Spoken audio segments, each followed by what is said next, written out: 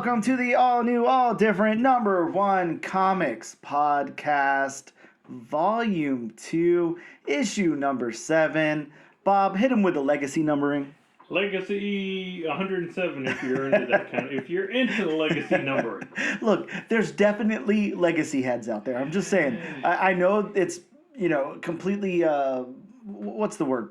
Polarizing. Half of the population is, damn it, no, it's volume 2, number 7, and then the other half is, I'm going with 107. I mean, it's very confusing when you pick up a comic book and say, is this issue 67 or issue 307? I will say the good thing about what we did was we waited for volume 2 to hit on 100, so that way, or 101 rather, but that way, the numbers still match up, because there's nothing worse than Spider-Man issue 36, Legacy issue 600. Well, that doesn't make any sense. Well, see, and I kind of hated when they started doing the legacy thing, because I mean, they should have done it from the beginning. Yeah. Either that or don't chop them up into volume. Yeah, it gets so confusing. It does. So it really does. So that's why, every episode of this podcast, we announce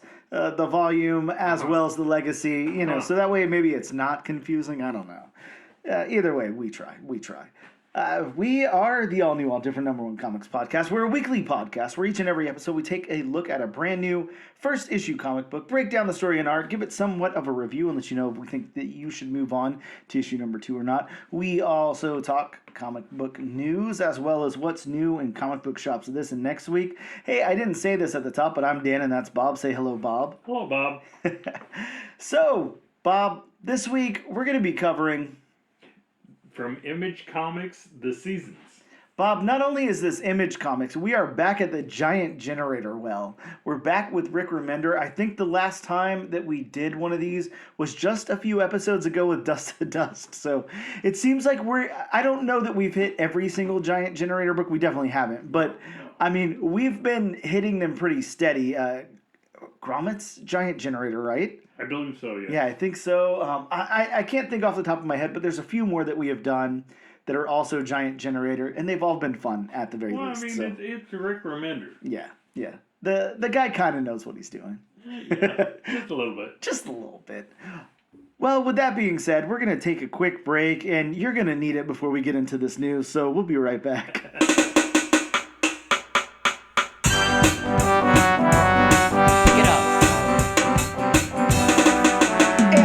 With the all-new, all-different #1 Comics Podcast, issue number 107. It's even confusing for you. It is. I went with the legacy, but it's okay. I said the volume up top, yes. so we're good. Yes. Bob, it is certainly time to get into some comic book news. I'm rubbing my hands together like some kind of supervillain. So you're saying there's some news this week? I don't even know where to start. So I'm going to start from the beginning. Well, is there a beginning? Yeah, that is true. That's very true. I'm going to start with my favorite piece of news. Okay. It's very small news as opposed to the, lots of very big news that we have. So Let's start with some Jurassic World Rebirth news, Bob. I don't know if you saw the little 8-second teaser this morning that dropped. Okay, so I mean, to call that a teaser is very loose. What do you call that? That's just a I don't know, a blink and you miss it thing. Either way, we've got again, it's 8 seconds long.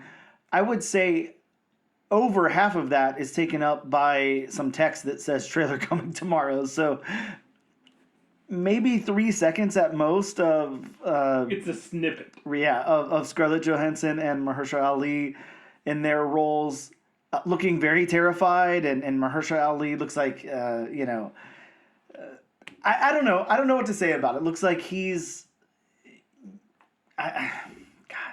If only I could describe what's going on there. Yeah, sure. Scarlett Johansson looks pretty damn terrified, I will say. She does have a very believable terrified face. She does. I mean, of course, we still don't know what to expect with any of this. Right. There was also, like, a few images, I think it was around 6 images, stills that were released. Did you see those? No, I didn't. Basically just shows a couple of the characters, and then we do have a scene. it looks very reminiscent to that scene in like the little welcome center in the first movie. That also had a spot in Jurassic World, the first Jurassic World, but like the little museum style with the T-Rex skeleton displayed and everything. We get a still of that. We get a still of something going on in the water, and then we get a still of Scarlet with a T-Rex. So, I mean, dude, again, you anything Jurassic related, like you're not going to disappoint me. Yeah, no. I loved every single one of those movies, with the exception of Jurassic Park 3. And that was all Tia Leone and William H. Macy's fault. So I just hate both of those actors a lot. But he's a big Jurassic head, folks. Oh, yeah. So every one of the Jurassic Worlds, people were like, Dominion's bad, this and this. I'm like, no, it wasn't. I got to see dinosaurs. I don't care. Look, I got to see dinosaurs and I didn't have to see Tia Leone. So Dan has a very low bar when it comes to movies, folks. Look, when it comes to dinosaurs, okay, you give me dinosaurs. Look, Bob, a little backstory about me. When I was a little kid, the only thing I cared about was dinosaurs. My whole room was painted in dinosaurs. Oh. I mean, I'm talking, my mom painted murals. She sponge painted little dinosaurs as like the top border. So there was like a T-Rex, a Triceratops, and a Brachiosaurus, and it was all like alternating all along the top. I'll do you one better. I'll do you a couple better. Okay, actually. okay. So when my brother and I were younger, of course we shared a room because my sister was older and she got her own room. Well, typical. Which, as older siblings do. So no resentment from Bob. So in our room we had, stenciled. She stenciled a bunch of things. My mom is very creative, and she stenciled a bunch of stuff for us. We had stenciled dinosaur pillowcases. Nice. We had stenciled dinosaur comforters. And we had stenciled dinosaur curtains. Oh, nice. Around our rooms because in one of our bedrooms at my mom's house, the bedroom my brother and I had, we had one of those. It was kind of like an L-shaped window, where there were windows on one side and then the wall that ran parallel to those windows. Okay. It had windows along those walls. And I remember this clearly because I was also big into dinosaurs. I'm not as big into the Jurassic Park movies as you are, but I was also big into dinosaurs. I had a book probably about this thick, and it was just... That's 2 inches for all of you non-visual cue listeners. It had probably every dinosaur that had been discovered, and it had, the names, classifications, all that. Oh, yeah. It had descriptions, what they ate, where they were located in the world at that time. So, yeah, I loved dinosaurs when I was younger. That was always one of my favorite things, too, when we were little kids, was learning where these different dinosaurs lived. Because in your mind, especially when you're little, you just imagine that everything like coexists in the same area or whatever. You're thinking...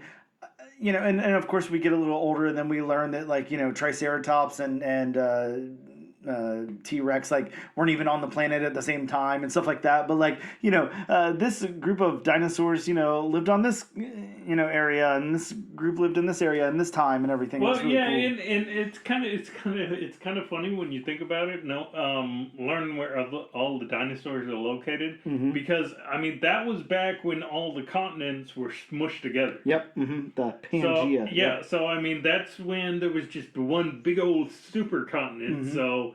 Whenever you see this dinosaur was located here, they're saying it's located where the continents are now in relation to, what they would have been back then. Yeah. Man. Look, we could go on all day about dinosaurs. That'd be very easy. But yeah, just to, super dinosaur fan, super Jurassic Park fan. I don't know about you, but when Jurassic Park came out, my entire life changed because I was like, the thing that I love more than anything in the world now has a movie that looks like a real thing. You know, it's not. We'd seen dinosaurs on screen before Jurassic Park, and you know they were either animated or they looked really bad or whatever, and it wasn't the same thing. And then, you know, once that happened, I know I've told you this story before. I probably told it on air before too, but I remember going the first time to see Jurassic Park, and my mom took me and my cousin. Me and my cousin are the same age. We hung out. We did everything together, and we go to see Jurassic Park. And I mean, my mom got us. At least at the time, it seemed like, you know, you'd go to the movies and you get a drink, and it was basically like a 2-liter. Like, this thing was huge. And I think I was drinking Sprite at the time. So I think I had this giant, like, extra large cup, you know, with like a T-Rex on it or something. And you know, it's full of Sprite. And I'm like chugging the whole thing, just, you know, not even blinking, take my eyes off the movie. And of course, you know, within like 30 minutes, I've got to pee. Like, super bad. Of course. And I am not getting up from this movie. I don't care what happens. So I sit there and watch the entire thing. And then the second that the credits start up, I just beeline to the bathroom. And I mean, Bob, probably TMI, but I swear I peed for like 5 minutes straight. Like, I was like, how is this even possible? But yeah, I mean, Jurassic Park, a really, really big, impactful thing in my life. And, you know, so I love all these. And yeah, even though, you know, this is just a few seconds, I'm so excited. I'm so excited for tomorrow to get a trailer. I just cannot wait. So that's super cool. And again, that is the lightest piece of news we have. So, Bob, how about another trailer? A trailer that dropped this morning. What are you talking about? A full trailer at that. Yeah. Yeah, so I am definitely talking Fantastic Four. I thought you were talking about Toxic Avenger. Did that trailer drop? No. Oh, okay, damn. I was like, wow. Hold on, stop the podcast. Let's go watch that. But yeah, the Fantastic Four First Steps trailer, the first official trailer, dropped this morning. Of course, we've seen some footage from... what was it? Some convention last year or whatever. What was that? Comic-Con? No, I think it was D23. Oh, was it? Okay. Well, I guess that makes sense. But yeah, let's talk about this trailer a little bit. We don't have to like go into like every, you know, breakdown of it or anything. We're definitely not that kind of podcast. But you know, Fantastic Four First Steps. I think what I want to do first is kind of get your like initial thoughts on it. Or we'll both put out some initial thoughts, and then we can, you know, talk about what happens in the trailer a little bit too. But yeah, what did you think of the trailer? Very, very stylized. Yeah, and when he says stylized, I mean we're talking. It's definitely got some like, you know, 1960s vibes to it. It is, but you can definitely tell it's an alternate 1960s. Yeah, for sure. Just from the look, like a retro futuristic 1960s. Yeah. And I love the scene of the Thing, which, you know, the actor being from The Bear, and he's giving cooking tips to Herbie. That is very on the nose. Well, we're going to talk about Herbie, but yeah. So of course we have. Pedro Pascal playing Mr. Fantastic, Reed Richards. We have Vanessa Kirby playing Sue Storm, the Invisible Woman. Joseph Quinn playing the Human Torch, Johnny Storm. And then, as Bob just mentioned, Eben Moss Bacharach, I guess. I don't know how to pronounce that. Playing the Thing, Ben Grimm. So yeah, those are our main four Fantastic Four characters. And then, as you just mentioned, we've got Herbie. So, Bob, here is the question that everybody wants to know, the burning question. How many copies of Fantastic Four 209 have you bought this morning? None. Bob, no lies. Yeah, I've got a few copies. You know me, I love my weird kitschy stuff. I love stuff like that. Whenever we get, you know, like the Spider-Mobile and stuff like that, I love, you know, picking up those kind of issues. So I have a few Fantastic Four 209s, probably not anything super high grade. And we'll have to see if that even materializes into anything. Because I did want to know this morning when the trailer dropped, I was like, I wonder if the first appearance of Herbie is heating up a little bit, and it's still like $10 or something, so it's not anything crazy yet, but it could very well be. Is all I'm gonna say. Uh, so yeah, this one just man, it looks great. It sounds great. It's really cool. It's really I don't know. It's got a comic book vibe. Yeah, go ahead. I'll tell you this. Just judging by what we saw in the trailer, this may be Vanessa Kirby may give a comic accurate version of Sue Storm because just from that little bit in the trailer, it's like, okay, this is definitely Sue Storm. Yeah, definitely. Yeah, it seems like everybody's playing their character. I mean, I was very impressed with Ben Grimm, to tell you the truth. I think that would be out of the four, that would be the hardest to nail. It's not like anybody's archetypes or anything. I feel like the characters have been fleshed out throughout their run. Thank God. And they do have some stereotypical qualities, but they're also very not stereotypical. Reed Richards is very, very complex. So is Sue Storm. I guess maybe the most archetypal character in the whole thing might be Johnny, but I mean, it definitely works, Dude, but those flame effects. Yeah, those are fantastic. Those, no pun intended. Those flame effects, maybe. And I mean, especially coming off of what we are coming off of Fantastic Four movie wise, that. Ben Grimm's look. Yeah. Wow.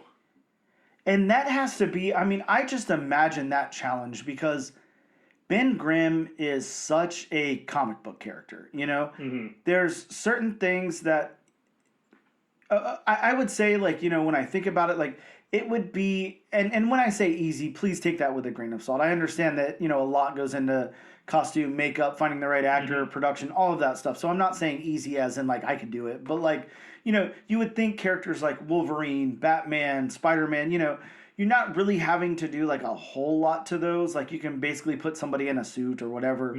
But when you get into things like Ben Grimm or Ghost Rider or Hulk or something like that, to get those from the page to the screen has to be a very, very big challenge because you're either using so much CG that it crosses over into looking fake and terrible, or you're losing the appeal of the comic book aspect of it. Like, there's just so much nuance that I think would go into something like that.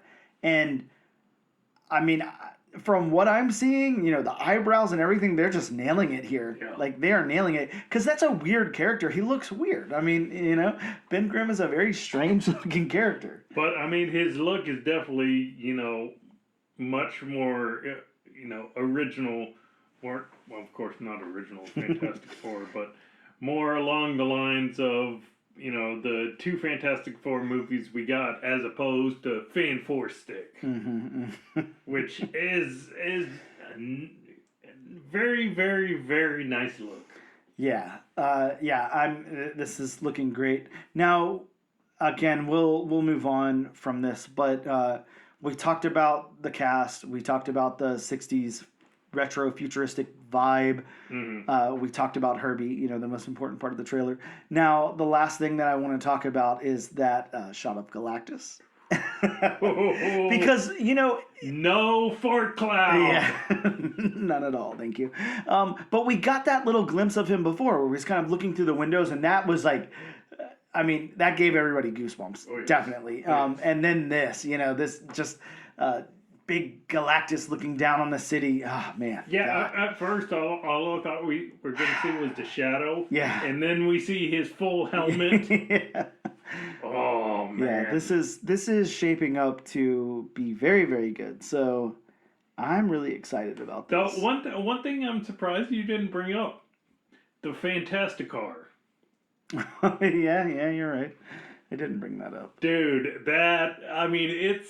it's so 1960s with the long sweeping fins. And I mean it's not the Fantasticar we're used to. No. In any means. But I mean it just looks It looks awesome. I was waiting for you to say it, Bob. I was hoping you would say it looks fantastic, but Just you know, the background artists, the foreground artists, the costume designers. I mean, just in this little trailer, it's kind of like the Oscars can't come around soon enough. right? Yeah, this looks really, really good. This is shaping up to be amazing. Now, let's shift over to, again, we had some exciting news. Let's bring it down a little bit for a couple of pieces here. Catch our breath. Right. We talked about Diamond, in previous episodes, and we all know what's going on with Diamond. And just to catch anybody up who's just now learning about Diamond, the largest long-time monopoly of comic book distributors, up until pretty much the pandemic, where we started to see a lot of delays, a lot of stopping distribution, and some other people finally got into the game. And so what I mean by that is, for a very long time, when the direct market first became a thing, Diamond was there, and they were the only distributor. So there was no other comic book distributor. So if you wanted comic books, you had to go through Diamond. So pandemic opened up the door for Lunar distribution, which DC had an exclusive deal with, and now so does Image, as well as there's more publishers, kind of going over there more often, and Penguin Random House, which, yes, Penguin Random House, the big distributor that used to come set up at your school, Scholastic book fairs and all that, and they distribute Marvel as well as some independents like IDW and things like that. So now there's other distributors. So this has left Diamond, sorry, not this particularly, but Diamond's practices, have left Diamond with filing for Chapter 11. So they filed for bankruptcy, and they said it was for a restructuring, and now they have to find a buyer. So basically, they have too much debt. They can't recover from it. They owe Penguin Random House millions of dollars alone. And yeah, they've got to find a buyer. So basically, Bob, I'm just going to kind of talk to you about some of these potential buyers. Again, we're in speculation, but I do want to point out there that,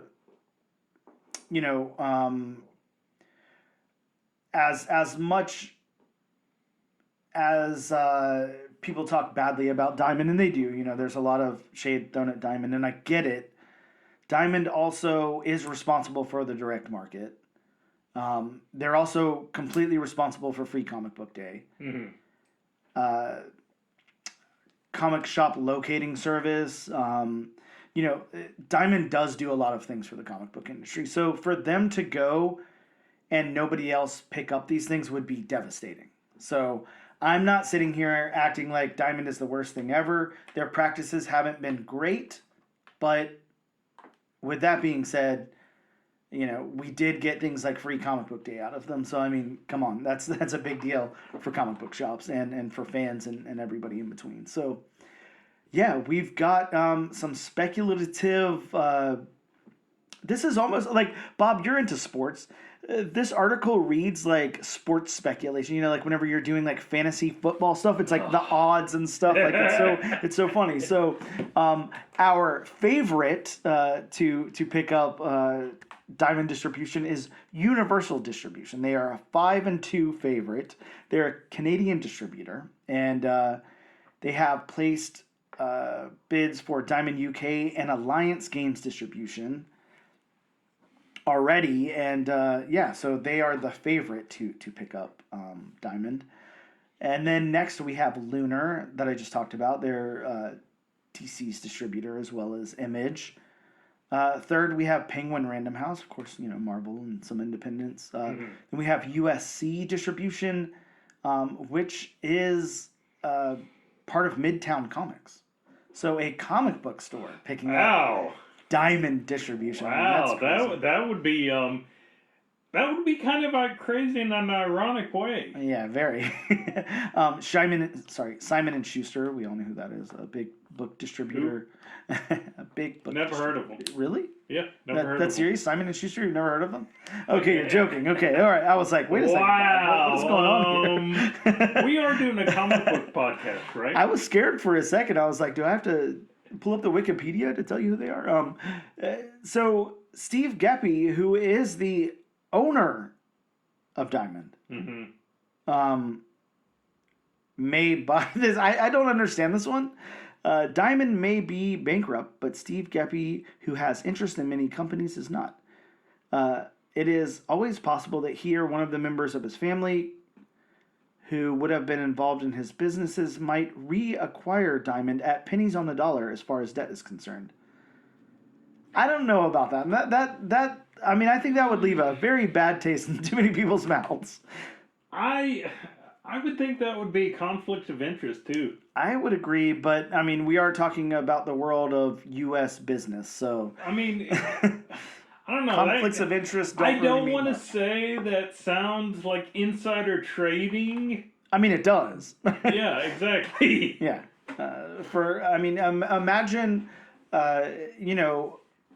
settling all of your debts for, much less than they're worth, and I don't know. I don't know. Anyways, Transcontinental Inc. This is a Canadian printer owed much by Diamond for printing the previews catalog. And here's another thing that I'm going to say, and we are absolutely 110% not going to get into any type of politics whatsoever. Mm-hmm. But I will say, and this is, I'm not going to put any opinions out there. I'm just going to state facts. So please do with that what you will. But so it's refreshing knowing that somebody does state facts. True. The current administration has decided to put tariffs on other countries, being Mexico, China, and Canada. I'm not going to get into reasons why or anything like that. We don't know that information. We're not privy to that. We don't need to comment on that. Yeah, that's not a discussion for this. Yeah. But as of right this second, Mexico and Canada are not having tariffs imposed on them. They have like a 30-day time period to do whatever is requested of that. I'm not sure. Anyways, whatever the problem is, there's an extension on that, is what we'll say. So, but I will say this. If those tariffs are imposed on Canada, that is where a massive majority of comic books are printed right now. So expect either one, comic book prices to skyrocket, to find a domestic printer, here in the U.S., or, some other option. But that's why we point out that Transcontinental is a Canadian company, as well as the first one that I mentioned, the favorite, which is Universal Distribution. So I think there's probably going to be possibly some caveats if a Canadian buyer buys Diamond. I don't know what that means, with tariffs in place. So I don't know. Either way, that's all I'll say about that. And then the next few are going to be hard not to comment on too, because the next one is Amazon. No comment. Whatnot. What did Jeff Bezos do now? Bob, we have Whatnot as a 20-in-1. Really? Yeah, which is very Whatnot. Interesting. I can't imagine Whatnot being such a newer company like that to have enough money to buy Diamond, unless it's again, like they were staying with the family at a steep discount, But I guess it's possible. I will say, Whatnot's revenue probably has seen an uptick because Whatnot quickly became a big part of the comic industry. Huge, people going on Whatnot, selling their comics. Mm-hmm. I'm sitting across from one. Yeah. Yep. Next, Marvel. So, yeah. So Marvel could become a direct distributor, which is interesting because as well as I do, or maybe you don't. Maybe this could be news to you. Vault Comics has decided to distribute their own stuff. Yeah, So, I just learned that Vault is their own distributor. They're becoming their own distributor to the direct market. And Vault is a very small publisher. Marvel is the largest publisher we have, but they're also, their revenue is the highest. I think that could be very interesting because, one, if it were Penguin Random House or Marvel buying up Diamond or absorbing Diamond or whatever, I mean, would that eliminate that need for that debt? Would it matter anymore? It's a good question. Yeah, I don't know how something like that might work. But now, again, no comment, no politics here. Elon Musk is number 11. We will move on to number 12, which is Forbidden Planet. Forbidden Planet, another store/distributor. And then last here, now this one's just, I think they just did this to be funny. I don't know. This is number 13 on the list. China. Just China as a 101. Yes, China. The entire country of China just buying Diamond comics. Could buy Diamond. Yeah, sure, why not? And you said they're a long shot. Yeah. What, 100 to 1? Yeah, 100 to 1. Ooh, yeah, that's a long shot. I mean, that is a long shot, but I mean, it's less of a long shot than you or I buying Diamond, so I guess it's possible. That is true. That is very true. Yeah. Now, of course, take all of that with a grain of salt. It's all very speculative. There's no, we don't know anything yet. Yeah. Next up, again, talking about distribution, Massive. So Massive started with Whatnot. It was Whatnot Publishing.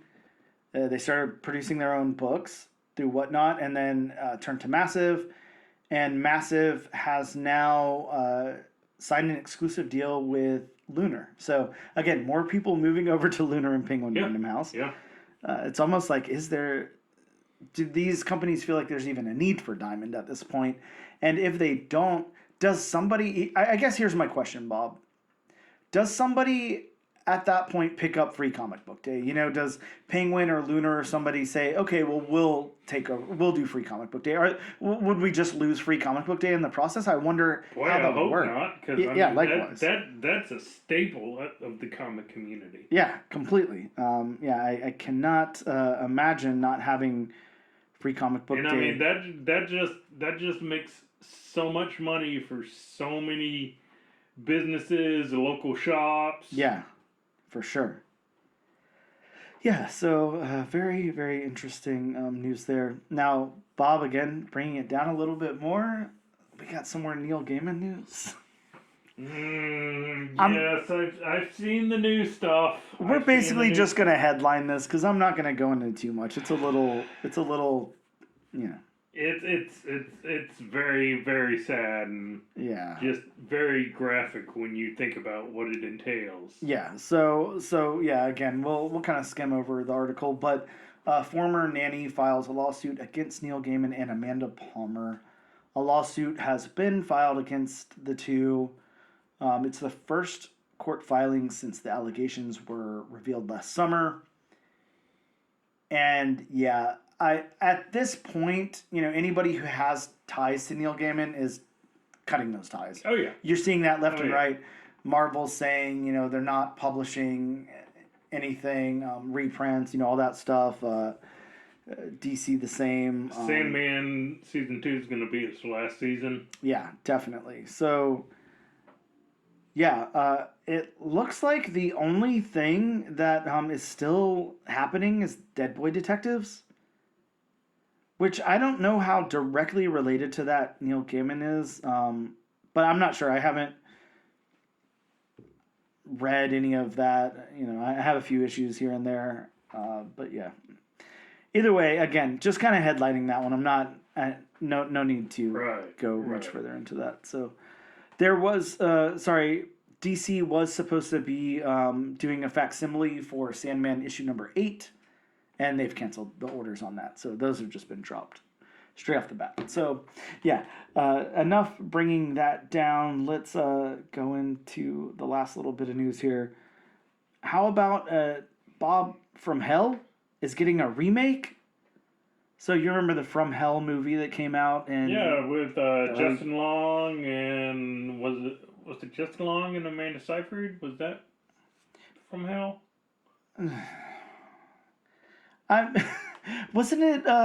Hold on, Bob. Now I've got. I'm thinking it was a much bigger actor. No, that was Drag Me to Hell. Oh, okay. That was Drag Me to Hell. No, wasn't it Johnny Depp or something?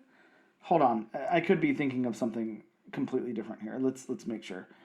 It was it was Johnny Depp. Okay, Johnny Depp and Helena Bonham Carter, where he played. Was that where he played the barber?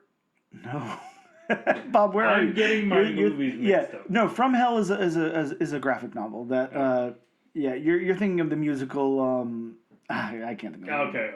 But yeah, From Hell starred Johnny Depp and Heather Graham. And I'm just I mean, I've seen it quite a few times, but I cannot. It was like a very convoluted plot to me. Mm-hmm. The only thing I remember was like Johnny Depp was like heavily addicted to like ether or something in it, and things like that. But yeah, it was very interesting. It's like a Jack the Ripper type of thing. It's a Jack the Ripper story. Okay. Yeah. Okay. So sorry. So From Hell, the comic book it was produced in 1991.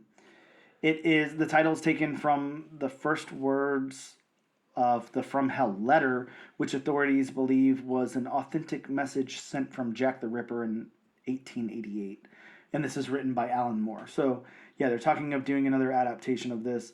It's always really interesting to me whenever there's adaptations of lesser known things like this, because there's so many.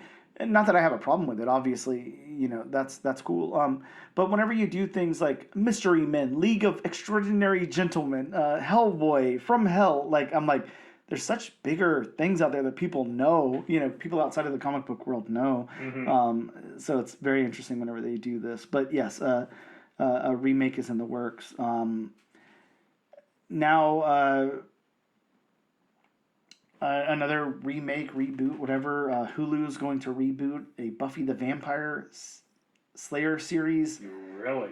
Yeah, beginning with a pilot that is expected to lead into a series with Sarah Michelle Gellar expected to reprise the main role. Is Joss Whedon going to be involved?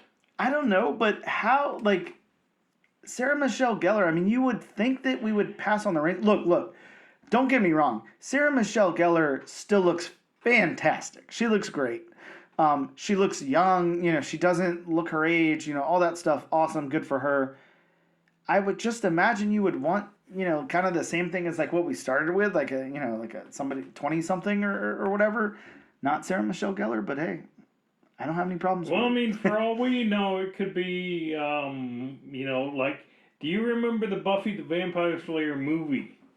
Yes, of course. Where there was basically that version of Stick, and then there was Buffy the cheerleader. Who played her? I would have no clue. Was it even a well-known actor? Yeah, it was. It was a well-known actress. Yes. Really? Was that Silverstone? So. It was, I believe it was a well-known Christy Swanson? Yes, Christy Swanson. Oh, she was big at the time. Okay, I know her by name, but...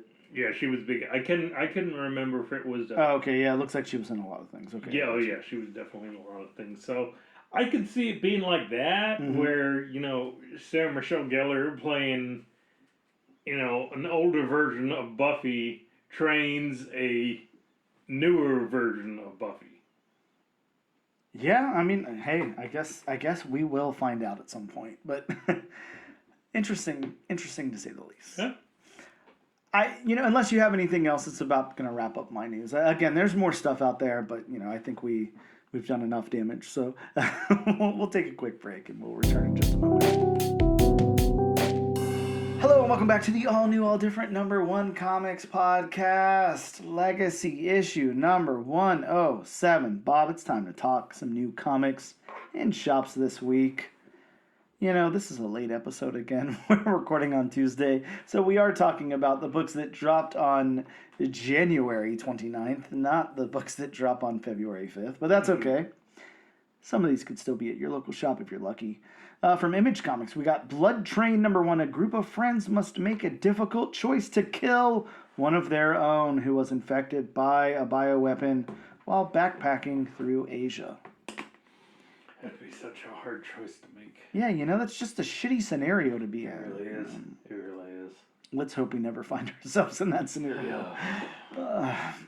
From Boom Studios, we got Book of Cutter, the origin of Maxine Slaughter's journey from White Mask to Black Mask.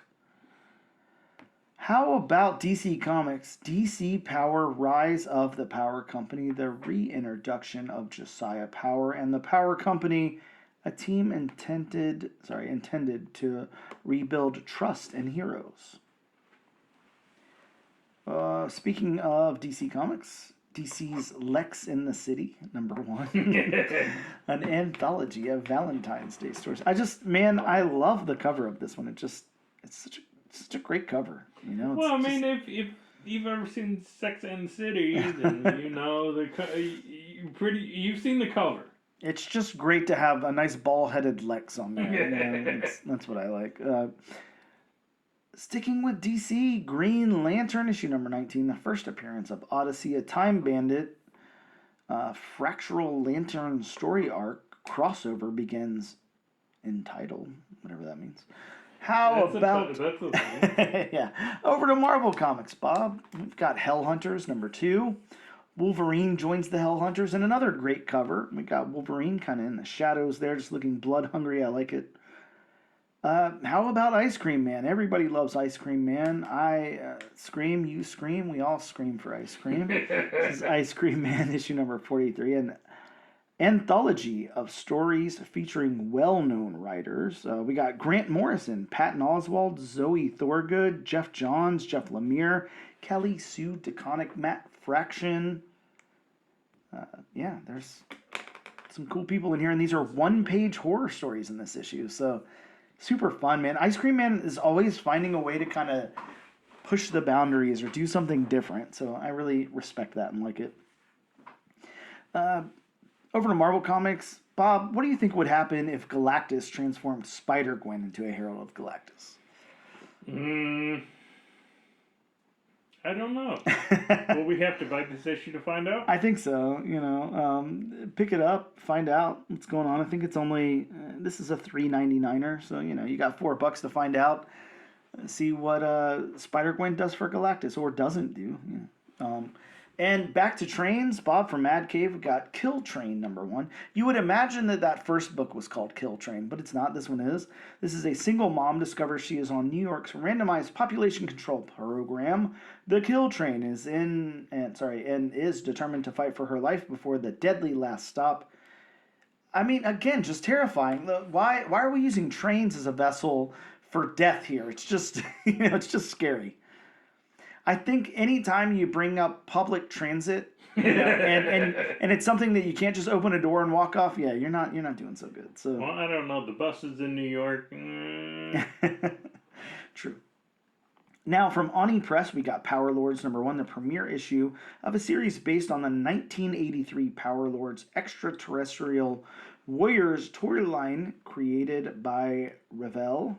The series takes place in the Nacelle verse, which includes Biker Mike from Mars, Secturus, and others.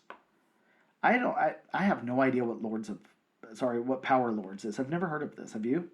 Power Lord. I don't know. I'd have to see the picture actually. I don't have it up in front of me. Fair enough.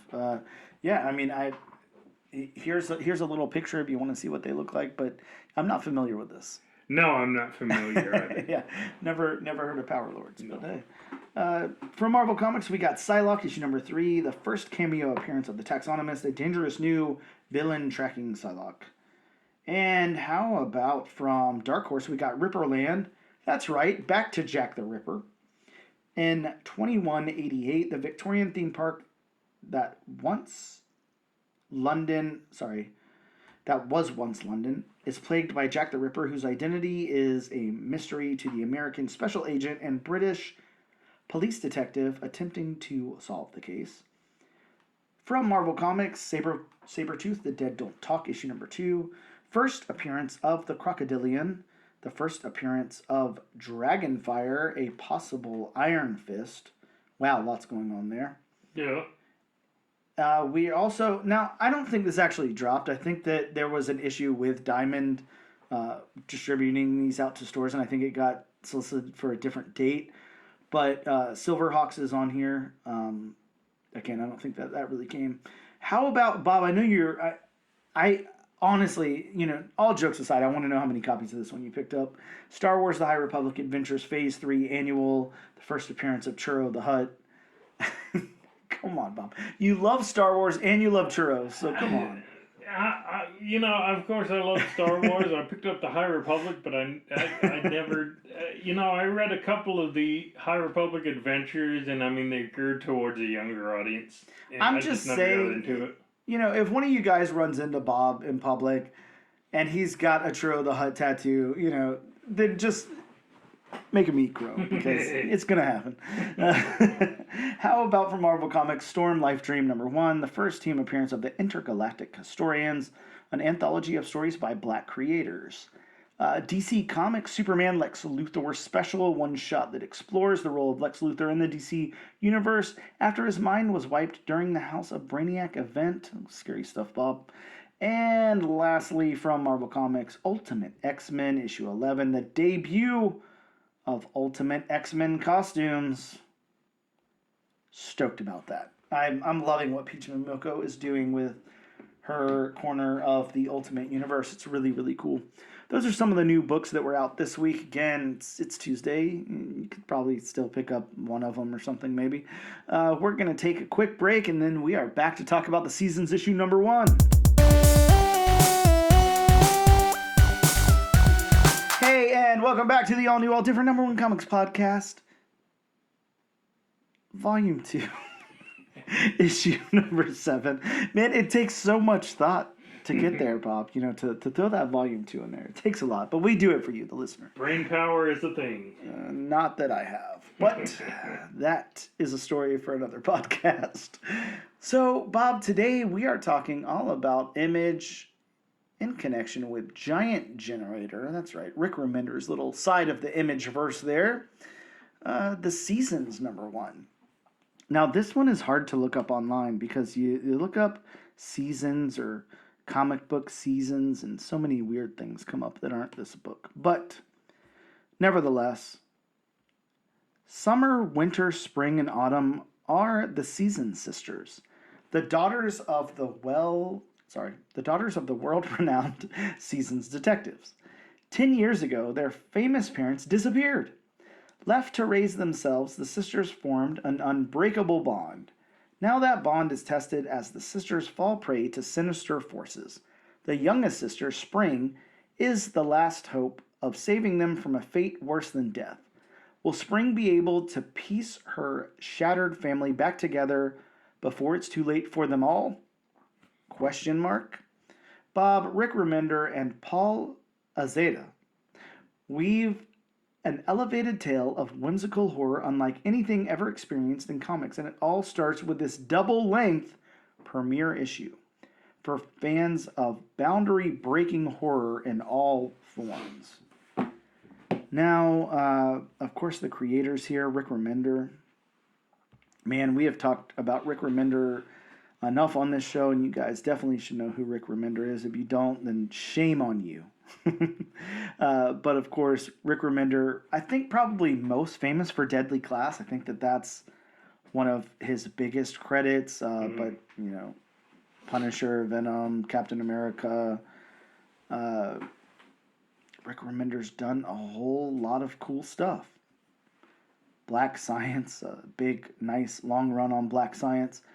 I'm not going to go into Rick Remender stuff here because, I'm like so dead serious. You guys should know who Rick Remender is, especially if you listen to this podcast. And I don't mean to be that kind of person, but it's almost like, doing this with Cullen Bonner or something like that. It's like we've said it so many times. Why sit here and spend so much time on an episode saying somebody's credits who we've already said a million times? There's not really much of a point to it. So I'll skip that and talk about Paul Azeda for a second. So Paul Azeda is the illustrator on this book, and he's worked on Outcast, on Amazing Spider-Man, on Punisher, on Daredevil, on Irredeemable, Grounded, Fear of a Red Planet, Talent, Fool Walker. Sorry, Fool Walker. What am I saying? Fool Killer. Sorry. White Angels. Northlanders, Captain Marvel, The Remnant, Punisher Noir, Potter's Field, Extermination, Moon Knight, Black, White, and Blood. Anyways, a lot of stuff. List goes on and on. Those were some of his main stuff, but he's also done like a lot of one-shots too. So let me get into my synopsis of the story here. Expect a disjointed synopsis, as you do. We always expect a long, disjointed synopsis. Yeah, well, thank you. This one's a little shorter because I will say the bulk of this book is taken up by Spring, like comically trying to get a letter, which actually really worked for the book. But anyways, we'll get into that. The Seasons opens with a look at a special report about a city vanishing overnight by Autumn Seasons, dated September 3rd, 1924. We see the city with its residents and pets out on the street and as some kind of parade goes by. Next, we are somewhere else, and Spring Seasons rides a scooter on the streets chasing a piece of mail. Spring is a mail carrier, and as the mail is picked up by the wind and carried all around town, she chases it, and we meet other characters who all seem to dislike Spring. She soon finds that the letter is addressed to her and is marked urgent. When she finally gets close to the letter, that same parade from the other city is seen parading through Spring City. Spring opens the letter and finds it's from her sister Autumn. She tells her that she's found out what happened to their parents, and she's in danger. She explains that she's being followed and Spring needs to pack up and leave right away. The issue ends with Spring facing the parade. Bob, yeah, again, this was 44 pages. I think that like at least 20 of them are taken up by Spring chasing the letter. Like that's what the bulk of this book is. Yeah. So, I don't know. Like the story beats are going to be kind of weird. The narrative might be a little weird. I don't know.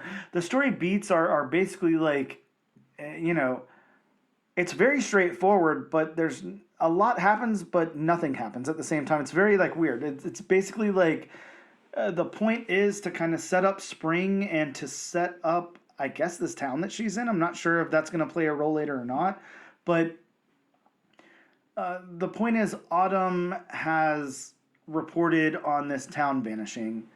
And then we flash over to Spring. And Spring is, we're getting our meet cute with Spring kind of. And the characters in Spring's town, and then we find out that something sinister's going on, and then we see that parade again. So there's not, like, I don't know. I don't know if there's much in between there to talk about, but I don't know, like, what, if you have a different perspective on the beats or anything you could say about it. I mean, I did find the beats kind of weird, because, I mean, it did one of those, it almost started at the end, and then, it starts at the beginning. Yeah. So, I mean, it's not really what you would call linear by any means. I mean, it took 3-4 pages before, and after that, it got linear. So, it kind of went from like D to A to B to C. Yeah, it was interesting.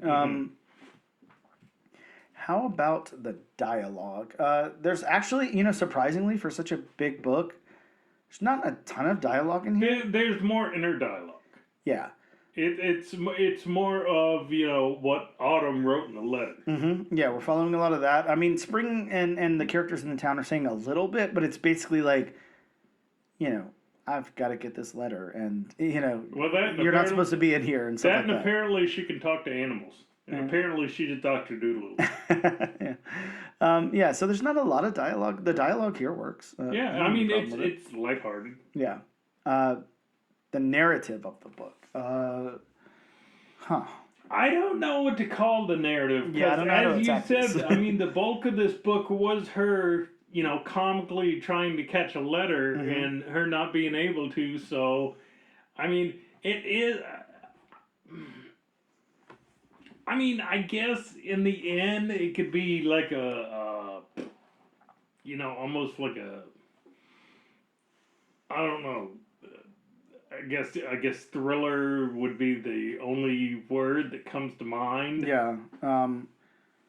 It's definitely unconventional, but that I'm not trying to say I don't like it. No. It's just different, so I don't know how to describe it. I guess is the best way to put it. I do wish this. I mean, I enjoyed it. Don't get me wrong, but I wish, especially for a first issue, it wouldn't have spent so much time on her comically trying to catch the letter. I mean, it did flesh the world out and its inhabitants out. It did flesh all that out, and it showed that she's not really the most liked person in the world. But I just wish they wouldn't have focused on so much of that. You know what I see from it is, and I don't know how to describe this either, because this probably comes from something much older than what I'm able to deduce it to, but like a very modern, like Disney or Pixar type of story, where like Luca or something like that, something where like you kind of have this opening and like your way to explore the world that you're in and the characters is something like along these lines, where there's some kind of action taking place and whatever, and you kind of see that your hero is like either like not well respected in the community or whatever. Like it just gave me those kind of vibes, but it definitely worked. It's just I feel like maybe that comes from more of like a manga or anime type influence too. I'm not too sure. I don't know the sources, but it's definitely unconventional as like what we're used to and like the comic books that we read is what I'll say. Right. The world building, yeah, I mean the world building is fantastic here. Definitely. If ever I were to say that Rick Remender cannot flesh out a world, then something would be very wrong. I would say get this man to a doctor, because he always is very, very good at fleshing out worlds, really good at it, and yeah, he does a phenomenal job here. How about the art, Bob? I think that I don't know what our opinions are going to be on this art, so let's talk about it. How did you feel about the characters? I mean. And my thing. The art has to fit the book. And I mean, for this first issue, I guess it fit the book. I mean, and I mean half the characters are fine. Like I like the character of Spring. I like her look. She kind of reminded me of Pippi Longstocking, okay. Especially with the two pigtails. I didn't mind the looks of the bakers when they got in the bakery shop. I mean, that was a little too square. Of course, the biggest thing I didn't like was I didn't like the characters of the circus. I'm with you, but I think that might be by design. Like, that could be on purpose. I realize it might be by design. Yeah, but I'm with you. I didn't love them either, and it almost like I don't know if you remember a while back whenever we covered the Zatanna. I can't remember the name of the book. Bring Down the House. Yeah, the villain at the beginning of that was kind of similar to the people in this parade. Yeah, a little too stilted and disproportioned. Yeah, very very interesting, very strange. But I like the characters. I think that they all worked well. I really like Autumn and Spring. I think they're well designed. But I mean, it's one of those where okay, they're the focus. They're the focus, and were they the focus too much, and the focus was taken off of every other character? Yeah, I mean, I guess I'm wondering how much any of these characters are going to play in this world, later on. So I don't know. The art is stylized, but for my taste, it's too stylized. There's just not enough substance, and it's just too much of a stylized look. Yeah, it's definitely a very interesting look. So then, how about the backgrounds? Of course, each and every book must pass a background check by Bob. You know, it's got to the background's got to fit the story, and you know they have to be present. And each comic book is a unique scenario. But Bob, does this one pass the background test? 50-50. Yeah. For me, 50-50 for me. I mean, especially for the whimsical, art look they're going for, which is, in contrast to what the narrative of the story seems like it's going to be. I mean, for the most part, the backgrounds are fine. Like when she's riding down the cobblestone street, you can see the different cobblestones. You can see the shadows of the inside of the buildings and the windows, all that kind of stuff. What I didn't enjoy is, let me see, when they get that full splash page, that two page centerfold of the parade, and especially the patrons in the background. I mean. There's no detail on them. Yeah, it kind of sticks out in the book. It doesn't really fit the rest of the book. Yeah. I mean, you get the buildings, which are fine. I mean, they're not totally detailed, but I mean, again, considering the art is focusing more on the parade, that's to be expected. But again, you get to the patrons. There's a couple of patrons with no faces, no facial feature whatsoever, and. Again, I mean, the art in the foreground. I mean, it's fun and whimsical, but then you look at that background and it's like it stands out. Yeah, I think I'm kind of with you there. I like the backgrounds. Some of them are very, very fleshed out. It's just not super consistent throughout the book. Yeah. Is what I'm noticing about it. I don't think that it needs as much detail as how do I put this? I think that, I'm okay with it not being as detailed in certain parts, but it is just fairly inconsistent, and you don't want that to stand out. You don't want to say from one page to another, this is very, very detailed, and then on the next page, this is not. So I think that inconsistency just kind of hurts it a little bit in my opinion. Yeah, I mean, overall, I know Paul Azeda, I know he can do some good art because I can't necessarily say I remember seeing his art, but from the credits you listed, I've read some of the stuff, and I've liked some of the art in that. To me, this art, I mean, it fits well for what this first issue was. But if it stays like that through the entire series, considering what it seems like they're leading into, what the narrative of the books are going to be, it just won't fit, because it's. I mean, if it does become like a almost a thriller kind of book, I don't think it should necessarily be that fun and whimsical. Kind of art style, which is what he's going for. Yeah, I'm kind of with you there. So then let's go into the locations. I don't know really what else to say about the locations. I feel like we kind of already talked about it. Yeah, with the backgrounds. I mean, you get the outdoors, you get in a bakery, you get on top of houses.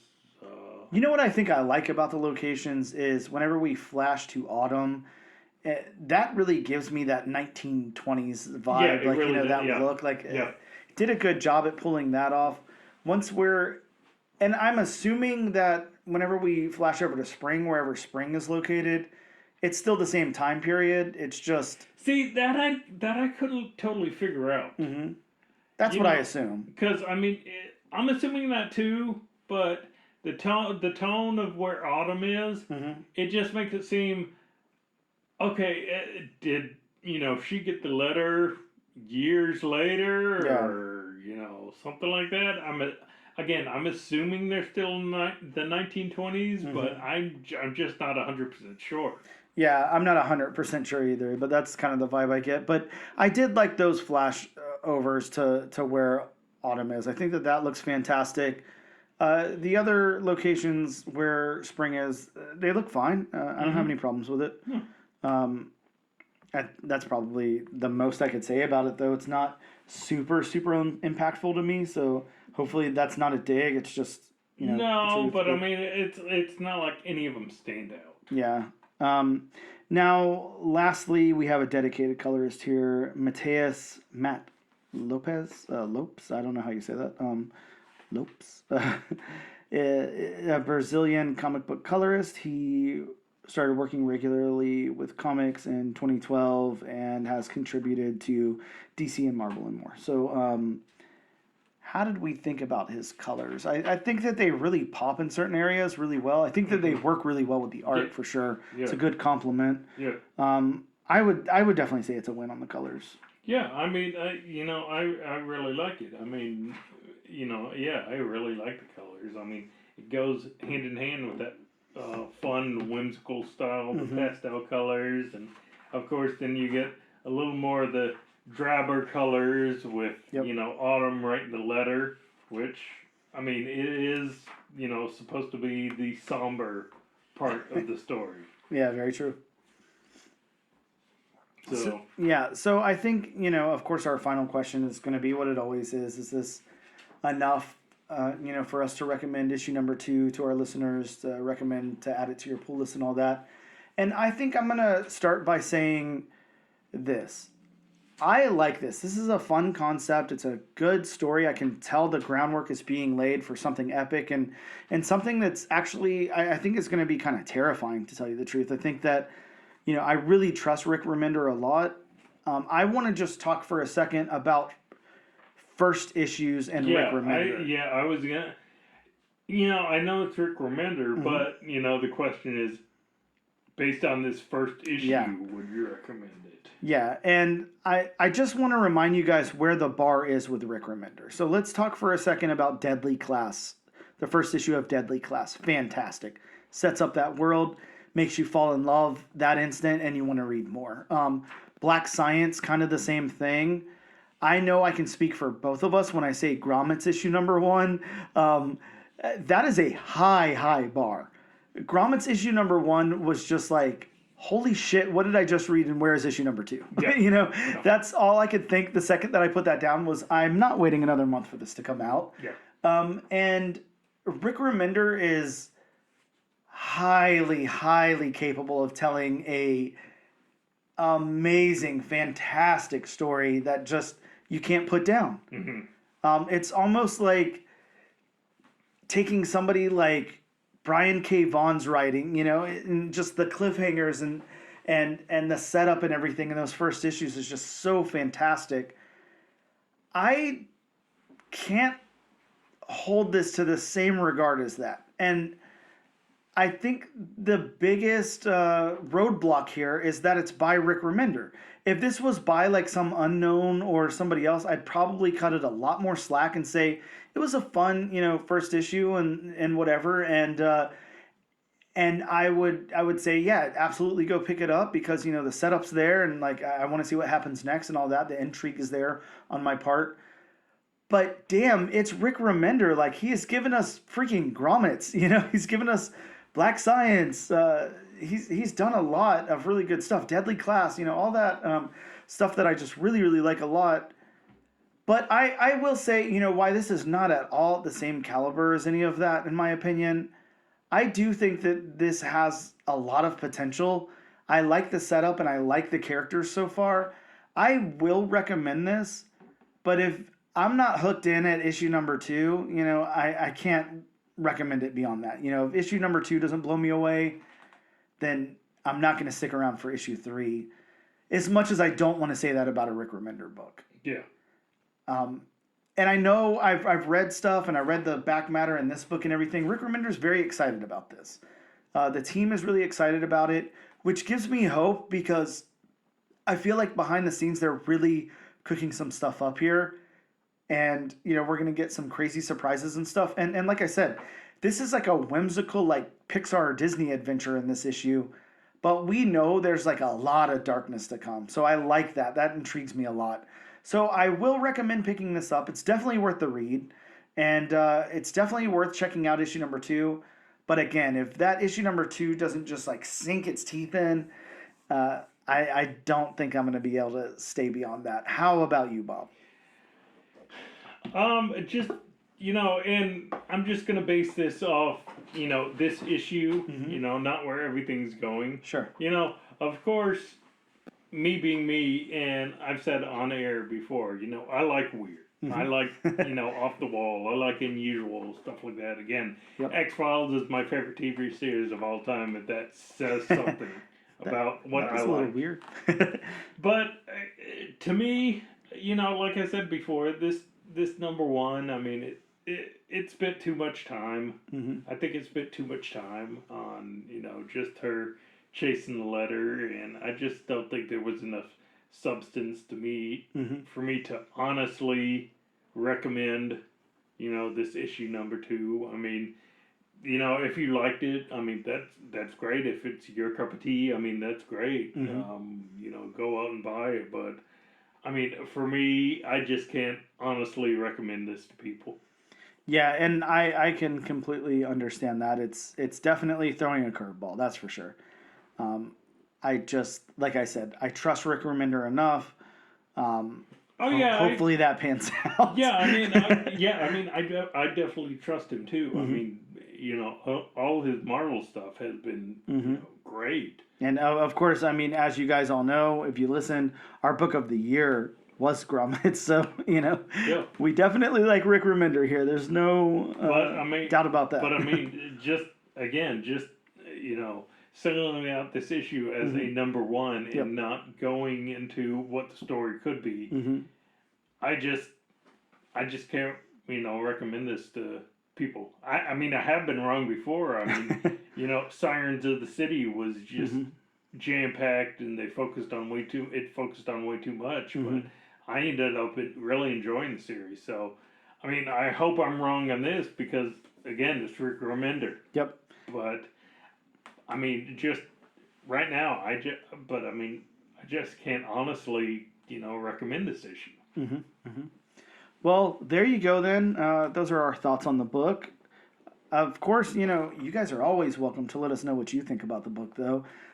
We have, 2 opinions here, and we'd love to hear yours as well. So let us know what you think about the book. I don't know, throw it in wherever you listen to your podcast or any of our socials. But with that being said, we'll take a quick break. We'll be back with some new books that come out next week, and we're going to wrap it up.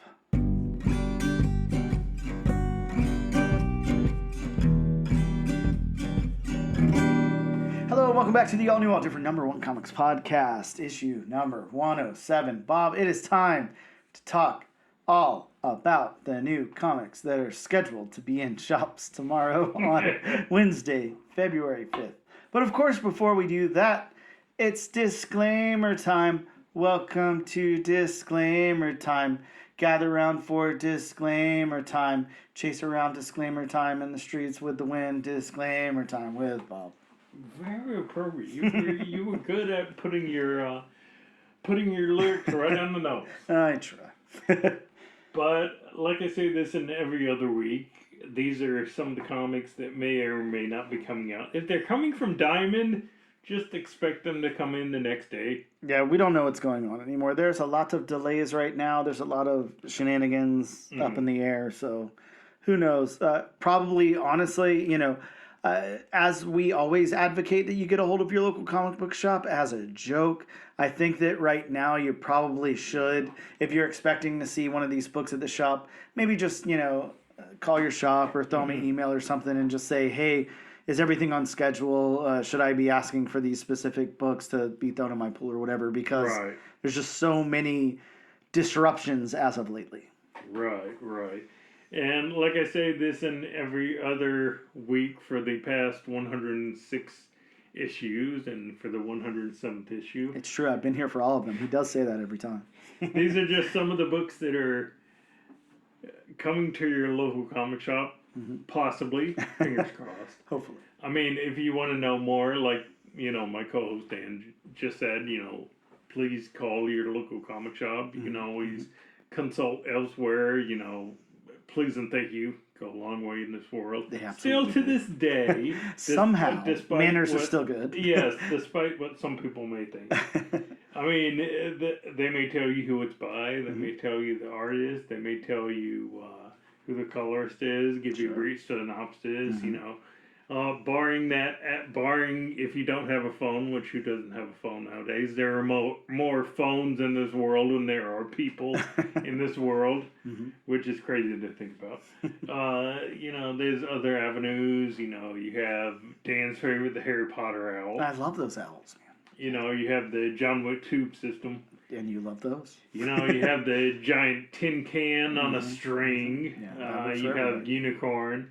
You have the avenues that Dan and I don't suggest that you use. Sure. Driving right through your local comic shop storefront window. Let's leave that one off the table, Yeah, unless you want 3 meals a day and, your time, then, I mean, hey, go for it. Hey. Do you have anything else to add? Yeah, and I mean, we kind of said it at the top, but I think that, if you want like a whimsical adventure or anything, if you just want to chance it and see how long it takes or where it goes, yeah, maybe just write a letter, put it in an envelope. People write letters still? Yeah, man. Address it to your local comic book shop and then just throw it out the door and see how long the wind takes it to get there. I'm sure you get a call from somebody, Hey, I am a landscaper and this letter ended up on this random lady's yard. I'd be happy to tell you what comic books are coming out next week. I mean, there's stories all the time about messages in bottles just randomly, washing up on beaches, and it's letters from decades ago. That's a good one, Bob. I think we should do a message in a bottle. I feel like that's a song too or something. But yeah. Yeah, but I mean, there's not enough water in the state of in Jacksonville, Florida. I don't know if you go further south. There's a lot of water. It's infested with gators, but there's a lot of water. I feel like we got a lot of water here, Bob. There's a giant river or something, and then we got the whole ocean.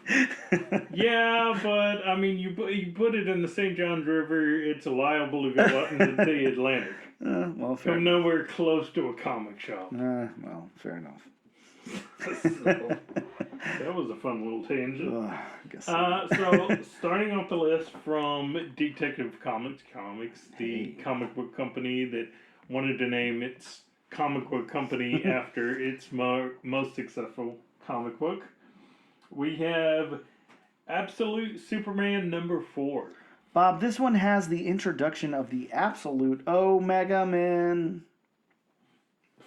Find out who they are. Lobo. Next up from Boom Studios, we have Bronze Faces #1. Bob, what if I told you a trio of Nigerian friends reunite at a museum celebration of their heritage only to discover rampant cultural theft that becomes even more brazen when they first realize, prompting them to engage in the heist of a lifetime. Kind of sounded like Ocean's 13. No, it kind of sounded like National Treasure, where he has to steal the Declaration to keep it from being stolen. Nah, true. Sometimes you gotta steal to stop people from stealing. It makes sense. Either way, it's a crime. I don't know. I feel like Robin Hood did something. I'm not sure. Yeah. Next up from Marvel Comics, the House of Ideas, we have a new Timeless one-shot. We have Power Man Timeless #1. Bob, the first appearance of Aeon the Knife, a 5-issue limited series featuring a version of Luke Cage, the final living superhero introduced in Timeless #1, transported to the mainstream Marvel Universe in present day. And I guess that answers our question that it's not a one-shot. This is a 1 of 5. Yeah, okay, I'm sorry. No, you're fine. I mean, normally Timeless is one-shot. Yeah, this just spins off from that Timeless one-shot. Yeah. Staying with the House of Ideas, Marvel Comics, we have Star Wars Legacy of Vader #1. Now, Bob, this is a series that explores Kylo Ren's time as Supreme Leader of the First Order set between The Last Jedi and The Rise of Skywalker. Those are all words that probably mean something to you, but I'll decipher them for you. I'll give you the codex later. Thank you. Staying with the House of Ideas, Marvel Comics, we have Ultimates number 9. And here we have the introduction of Ultimate Luke Cage. Man, Luke Cage all over the place this week. Yes. And finally on my list, staying with Marvel Comics, the House of Ideas, we have Wolverine number 6. Now, I knew you would stick me with this one so I could try to say the name. This is the first appearance of Adamantine. I'm saying adamantine. Good enough. Or adamantine. Tomato, whatever. Yeah. Those are some of the new books that are dropping in shops this upcoming week. Possibly. Yeah, hopefully. Of course, we're going to do what we usually do at this point in the podcast. We're going to head on over to the lovely and sponsored by wheelofnames.com. That's right. For all of your wheel spinning needs, head on over to wheelofnames.com. And before you spin, I'm going to preface one of our picks. Preface. So one of our picks, Preface corner. one of our picks on the lovely Wheel of Names is actually Silverhawks number 1, which I know some of y'all are saying, wait a minute, Silverhawks came out last week. Hold on, yes, Bob. it did come out last week, but we had put it on the wheel last week, and of course the wheel did not land on it, but the Diamond shipment to our local comic shop got delayed last week by a day, so it wasn't there when we were at our local comic shop picking up the comic that we did, but it came in the next day. And because it wasn't there when, we went and we thought it got delayed by a week, we put it on the wheel, because it's, Silverhawks. Yep. Yeah, and just to shadow that a little bit, it's Dynamite. So we got a lot of trust in Dynamite. Yeah. But we figured it should have its fair shot. So it's having its fair shot here. Again, on the wheel at wheelofnames.com. Hey, for all your wheel spinning needs, head on over to wheelofnames.com. Tell them Bob sent you for 25% off on all your wheel needs. I'm clicking to spin. Bob, the wheel's spinning. It could land anywhere. It's anybody's game now. But it looks like, hey, Bob, you'll be pleased to know. There it is. We are going to be talking all about Star Wars Legacy Darth Vader. I mean, Star Wars, Charles Soule, that's all you need to say. It kind of is all I need to say. All you need to say. Well, that about wraps us up. Again, thank you guys so much for tuning in. Go check out some Rick Remender stuff. Please go check out Deadly Class and Grommets. Probably the most fun you could have without breaking any laws. And as we always say, head on over to wheelofnames.com. I don't know, put some random stuff in there. See what you should eat for dinner, or who you should date, or if you should propose to your girlfriend or whatever. If you should buy your mom a Valentine's Day gift. I don't know. I love the wheelofnames.com. I don't know if I recommend it to figure out if you're going to propose to your girlfriend. I do. That may be setting yourself up for failure. See, that's half and half, and that's the beauty of the wheel, Yes or no? Thank you guys so much for tuning in. Check us out on all the socials, and we'll see you next week for Legacy issue number 1.